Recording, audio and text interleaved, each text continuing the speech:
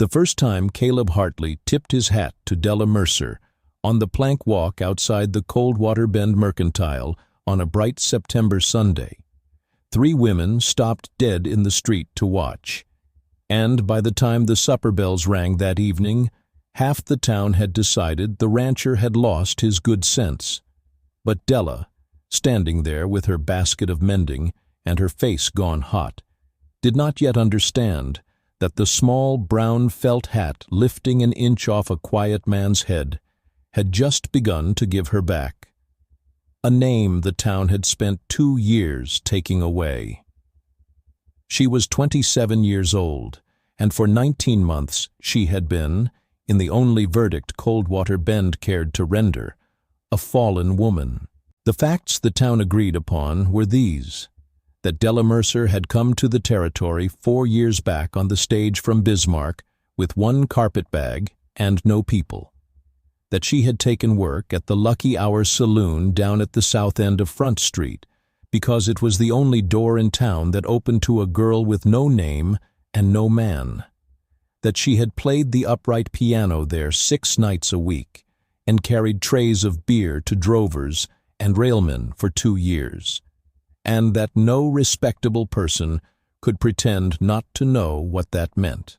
The facts the town did not trouble to learn were these: that she had never once gone up the back stairs with any man, that she had played hymns on Sunday mornings when the saloon was dark and empty, just for herself, that she had saved every dollar she could keep from Roy Muller, who owned the Lucky Hour and counted her tips as his own, and that on the morning of her 26th birthday, she had walked out the saloon's swinging doors for the last time, rented the lean-to room behind the old harness shop, hung a hand-lettered sign that said "Mending and Baking," and tried, with everything in her, to go straight. It had not gone the way she hoped. A town will let a woman fall in an afternoon and make her climb back for years. The respectable wives of Coldwater Bend would cross to the far side of the street when they saw her coming.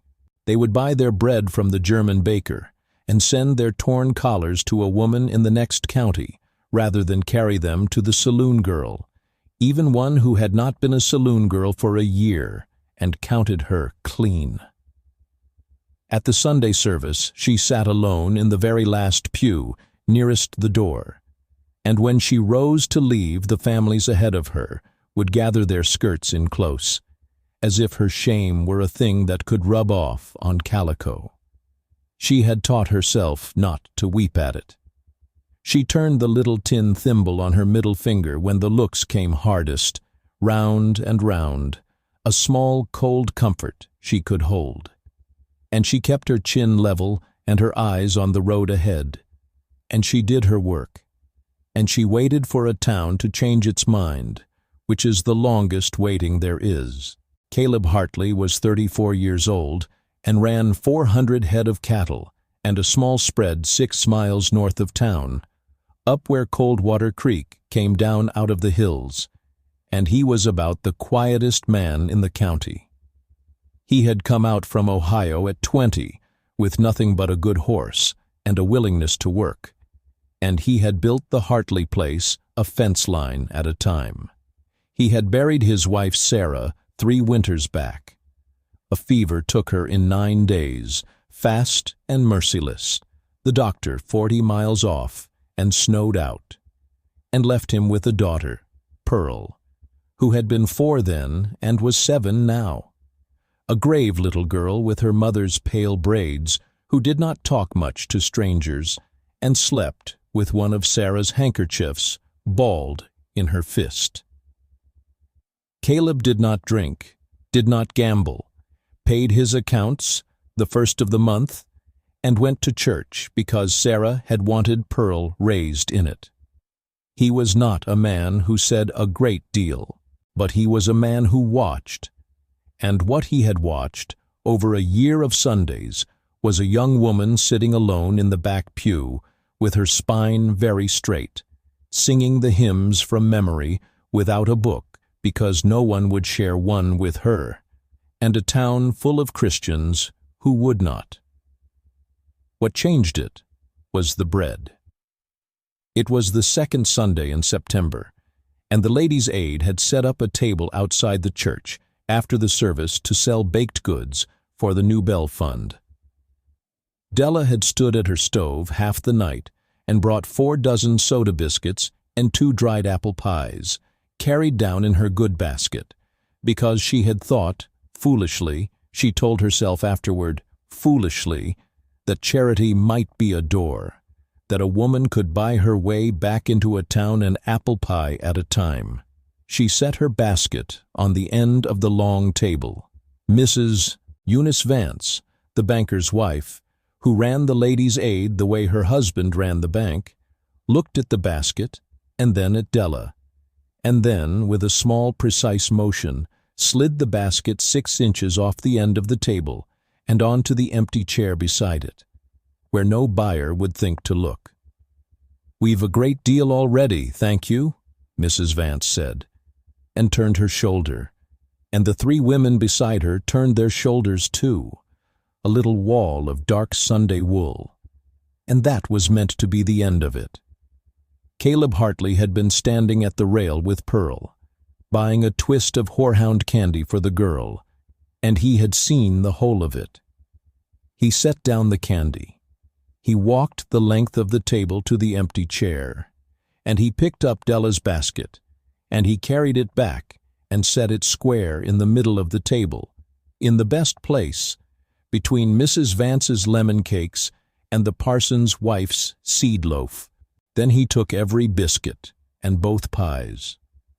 "I'll take the lot," he said, in his low, even voice, and he counted the coins out into Della's hand and not into the Ladies' Aid box, 4 bits more than she'd have dared to ask, and the whole table went very quiet. Then he lifted his hat to her, that small brown felt hat, an inch off his head, the courtesy a man showed a lady, and he said, "Ma'am, best biscuits in the county, I expect." And he put his hat back on and walked Pearl to the wagon. And he didn't look back to see what his money had bought him, which was the open enmity of every respectable woman in Coldwater Bend, and the first warm thing that had happened to Della Mercer in 19 months. She stood there with the coins in her hand, and her basket gone empty in the best place on the table, and she didn't turn the thimble on her finger, because for once she had forgotten it was there. After that, he came on Saturdays.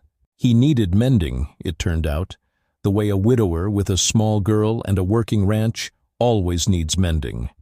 Torn shirts, a coat with the lining gone, Pearl's hems to be let down, socks past darning that he brought anyway. He would drive the wagon down the 6 miles from the Hartley place and tie the team outside the lean-to behind the old harness shop and knock at her door, and he would not come in past the threshold, because he was careful of her name even when she had stopped believing she had one to be careful of. He would stand in the doorway with his hat in his 2 hands. Always the hat came off when he spoke to her, every time, in the doorway where the whole street could see it. And he would give her the week's torn things, and take the last week's mended things, and pay her more than the work was worth, and ask after her health, and look at her the way no one in that town looked at her, which was the way you look at a person, and not a verdict. "You don't have to take your hat off to me, Mr. Hartley," she told him once, early on, when the looks from the passing wives had been bad that morning, and she was raw with it. "It only gives them more to talk about. You and your hat." Caleb turned the brim slowly in his fingers, and took his time, the way he took his time. "My mother raised me to take my hat off to a lady," he said. "I expect she'd want me to keep it up." And he set it back on his head, and that was all he said about it. But Della understood that he had just called her a lady to her face on a public street, plain as if he'd shouted it, and she had to go back inside and stand at her stove a while before her hands were steady enough to work. The town noticed. The town noticed everything. It was observed and discussed in the back room of the Vance Bank and over a dozen supper tables that Caleb Hartley, a good man, a church-going man, a man with 400 head and a motherless child, was carrying on with the saloon girl. Mrs. Vance took it upon herself to say something, the way certain women always will. She caught Caleb on the church steps the next Sunday and told him, in a low confidential voice meant to be a kindness, that a man in his position owed it to his daughter to be careful of the company he kept, that there was talk, that a child took her good name from those her father chose to favor. Caleb listened to all of it with his hat in his hand. Then he said, "Mrs. Vance, my Sarah used to say the Lord ate his supper with the wrong sort on purpose, so the right sort would have something to fret about." He put his hat on. "You give my regards to the banker." And he took Pearl's hand and walked down the steps, and on the way down he stopped at the last pew by the door, where Della was gathering her shawl, and he said, "Miss Mercer, there's room in our pew, if you'd care to sit up front next week. Pearl can't read her hymnal yet, and you've a fine voice for the high parts." And he tipped his hat and went out into the bright cold, and left the whole church staring. She did not sleep that night for thinking about it. To walk up the aisle of that church and sit in the third pew with the Hartleys, in front of God and Eunice Vance and every woman who had ever gathered her skirts away. It was either the bravest thing she would ever do, or the most foolish, and she could not tell which, and she lay awake, turning the tin thimble on her finger, and listening to the autumn wind come down off the hills. She went. She wore her one good dress, the rust calico with the cream collar she had sewn herself, and she walked up the aisle with her chin level and her heart going like a hammer, and she sat down in the third pew beside Pearl Hartley, and the whole church watched her do it. Pearl looked up at her with Sarah's pale, grave eyes, and after a moment, without a word, slid the open hymnal halfway onto Della's knee so they could share it, the way a child does a thing the grown people are afraid to do. And when the singing started, Della sang the high parts soft and true, and the little girl leaned into her side by the second verse, and Caleb Hartley on the far side of his daughter did not smile. He was not a smiling man, but something eased in his shoulders that had been wound tight for 3 winters, and that was its own kind of smile. It was Pearl, in the end, who undid them both. The girl had taken to Della the way motherless children take to a soft voice.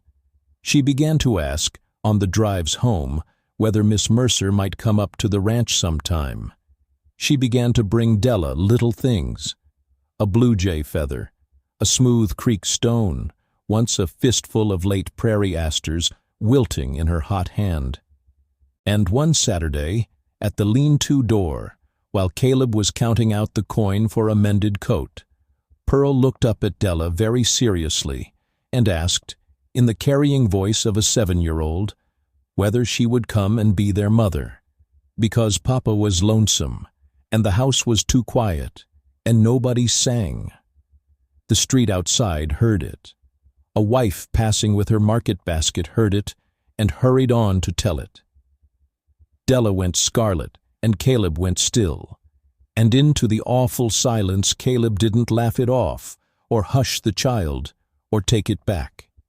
He turned his hat once in his hands, then he said very quietly, looking at Della and not at his daughter, "She's not wrong that the house is quiet, and she's not wrong that I'm lonesome. I've been 6 miles and a year working up to asking, and my girl's gone and asked it for me on a public street." He took a breath. "I've no right to it, the way they talk about you, and I know what marrying me would cost you in the eyes of this town for a while yet. But I'd be honored, Della Mercer, if you'd think on whether you could make a life with a quiet man and a small girl up Coldwater Creek. I'm asking proper. I'll wait however long you need." Della stood in her doorway with a widower's mended coat in her arms, and a child looking up at her, and a man with his hat in his hands. And for a moment she could not speak at all. Then she said the truest thing she knew, which was the hardest thing. "You don't know what I was, Mr. Hartley." "Not really. The town's half right about where I worked, even if they're wrong about the rest. If you marry me, they'll never fully stop. They'll say it of Pearl someday. I won't have a man take that on without knowing what he's taking." "Then tell me," Caleb said, "whatever it is. Tell me and let me decide.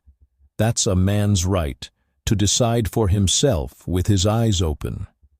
And he came in past the threshold for the first time and sat down at her small table and turned his hat slowly in his hands and waited, the way he waited before anything that mattered. So she told him. She told him about Bismarck and the carpet bag and no people. She told him about the lucky hour and Roy Muller, about the trays of beer and the upright piano and the 6 nights a week, and about the back stairs she had never once climbed, and how no one would believe her on that last part, because no one ever did. She told him about the hymns she'd played on the empty Sunday mornings, alone in the dark saloon, because they were the only church she'd had. She told it plain, the bad with the rest, and she did not turn the thimble on her finger while she told it, because she had decided that if he was going to know her, he would know all of her. Hands still, and Caleb Hartley listened to every word, without once looking away. And when she had finished, he was quiet a moment, and then he said, "I knew a man like your Roy Muller. Took the wages off the men who broke the trail for him. There's no shame belongs to the one he took it from." He stood and put his hat on. "I'll come Saturday with the parson, if you'll have me. But there's a thing I've to do in town first, and you'd best hear it from me before you hear it from them." The thing he did in town was this. Roy Muller still ran the lucky hour, and Roy Muller had been telling a story for a year, in the bar, and anywhere it would buy him a drink, about the saloon girl who'd put on airs, and a clean apron, and thought she was decent now. And the story Roy Muller told was not the true one, because the true one did him no credit. It was Roy Muller's lie, as much as Eunice Vance's coldness, that had kept the town's verdict alive. Caleb Hartley walked into the lucky hour on a Tuesday afternoon, sober and plain, and stood at the bar where Della had once carried trays, and said, loud enough for the room, that he was going to marry Della Mercer come Saturday, and that he'd heard the things Mr. Muller had been saying, and that he reckoned a man who'd kept a girl's tips for 2 years and then sold lies about her after she left owed her at least the courtesy of his silence going forward. He did not raise his voice. He did not raise his hand. That is not this kind of story. He only stood there, big and quiet and certain, and let the whole barroom look at Roy Muller, who had no answer, because the truth was the truth, and Roy Muller knew it better than anyone. And then Caleb laid $2 on the bar, the $2, he said, that he'd reckoned Mr. Muller had likely shorted Miss Mercer her last week, and told him to call it square, and walked out. By supper it was all over Coldwater Bend, but this time it was a different story going around, the right one, the one with the rancher in it. They were married on the last Saturday of October, in the little white church at the top of Front Street, by the same parson, and in front of much the same town. though the town had grown thoughtful by then. It is a hard thing to keep calling a woman fallen when an honest man you respect has stood up in your saloon and called the liar a liar and married her in your church with his motherless daughter holding the flowers. Eunice Vance did not come and was not much missed. But the parson's wife came, who had her own quiet doubts about the lady's aid. And several of the younger wives came, and the old German baker came and wept frankly into his beard during the vows for reasons he could not have explained. And Pearl Hartley stood up in the front in a new sky-blue ribbon, and held a bunch of the last asters of the year, and did not let go of them, even at the supper, until they were quite wilted, and she fell asleep holding them in the wagon, going home. Della wore the rust calico with the cream collar. She had no people to give her away, so she walked up the aisle on her own, the way she had learned to walk through that town, chin level, eyes ahead, only this time the aisle did not end at the last pew by the door.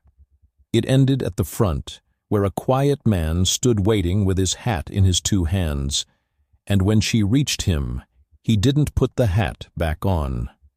He held it against his heart, the whole of the vows, the small brown felt hat that had started it all, the hat he had lifted to her on a bright September day when the whole town thought he'd lost his sense, and she understood that he meant it as a kind of promise, that he would go on taking his hat off to her, in front of all of them, every day of their lives, for as long as both of them should live. They went home that evening up the 6 miles of road along Coldwater Creek, to the small ranch house up where the water came down out of the hills. And the house was not quiet any more. That was the autumn of it. The spring will tell you the rest, for those who like to know how a thing comes out. By the next May, the 3rd pew of the little white church held the 3 of them every Sunday, and not a soul in Coldwater Bend thought a thing of it, which is the way of towns. They will break your heart for 2 years and then forget they ever did, and call it Christian forgetting, and a wise woman lets them. Della Hartley taught the church's children to sing on Wednesday evenings, the high parts and the low, and her voice was reckoned the finest in the county, which everyone now said as if they had always thought so.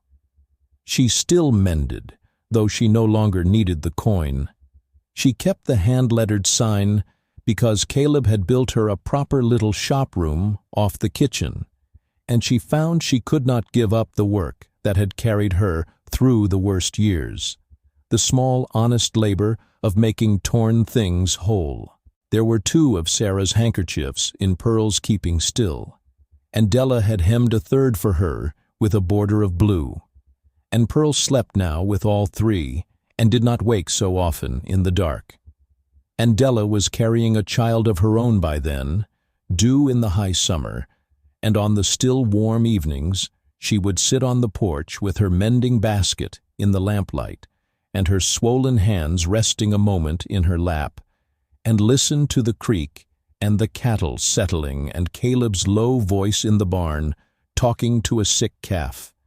And she would think that a town's verdict was a small thing after all, set against a porch and a creek and a man who came home, and she would pick the mending back up, because a thing left torn does not mend itself, and because she could now, in the warm light, with no one in the world to gather their skirts away from her. On the wall by the door of the small ranch house up Coldwater Creek, on a peg Caleb had whittled himself, there hangs a small brown felt hat, old now, sweat darkened at the band, shaped to one head over 15 years. He hangs it there every evening when he comes in from the work, and takes it down every morning, and somewhere in between, most every day of their married life. When his wife comes into a room, Caleb Hartley still lifts it an inch off his head out of an old habit he has never once broken, the way his mother raised him to do for a lady. And Della, who was for 19 long months the only fallen woman in Coldwater Bend, lifts her chin and looks him in the eye, and lets him. That was tonight's story from the Hearth and Homestead. If it warmed you, pull your chair up again soon.